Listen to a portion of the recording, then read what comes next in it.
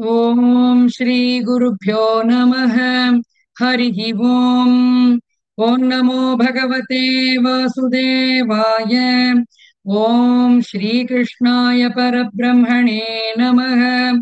अथ श्रीमन्नारायणीयम् पञ्चचत्वारिंशत्तमं दशकम् श्रीकृष्णस्य बाललीलावर्णनम्। अयि सबलमुरारे पाणिजानुप्रचारैः किमपि भवनभागान् घोषयन्तौ भवन्तौ चलितचरणकञ्जौ मञ्जुमञ्जीरशिञ्जा श्रवणकुतुकभाजौ चेरतुश्चारुवेगात् मृदु मृदु विहसन्ता उन्मिषद्धन्तवन्तौ वदनपतितकेशौ दृश्यपादाब्जदेशौ भुजगलितकरान्तौ व्यालगत्कङ्कणाङ्कौ मतिमहरतमुच्चैः पश्यताौ विश्वनृणाम् अनुसरति जनौघे कौतुकव्याकुलाक्षे किमपि कृतनिनादौ व्याहसन्तौ द्रवन्तौ वलितवदनपद्मम् पृष्ठतो दत्तदृष्टी किमिव न विदधाथे कौतुकौ वासुदेव द्रुतगतिषु पतन्ता उत्थितौ लिप्तपङ्कौ दिवि मुनिभिरपङ्कैः सस्मितौ वन्द्यमानौ द्रुतमथ जननीभ्याम् सानुकम्पम् गृहीतौ मुहुरपि परिरब्धौ द्राग्युवान् चुम्बितौ च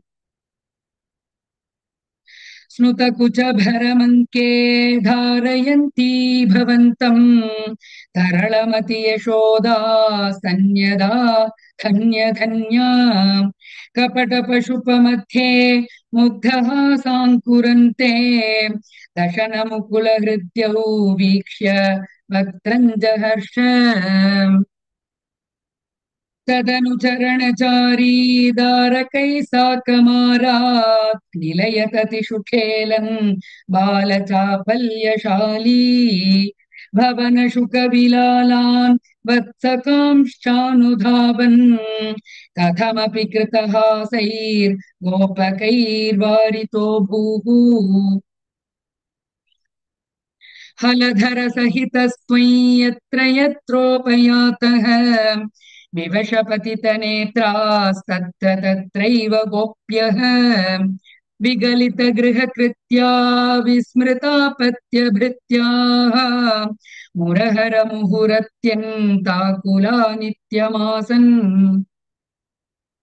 प्रतिनवनवनीतं गोपिका दत्तमिच्छन् कलपदमुपगायन् कोमलं क्वापि नृत्यन् सदय युवति लोकैरर्पितं सर्पिरश्नन् क्वचन नवविपक्वन् दुग्धमप्यापिबस्त्वम्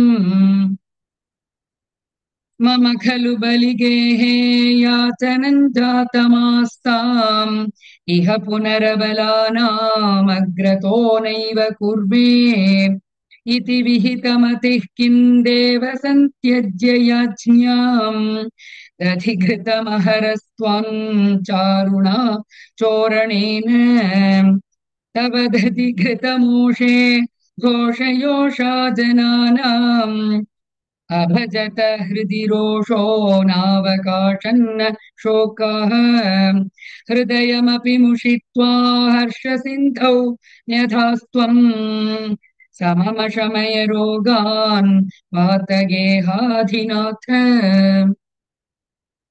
इति श्रीमन्नारायणीये श्रीकृष्णस्य बाललीलावर्णनं नाम पञ्चचत्वारिंशत्तमं दशकं समाप्तम्।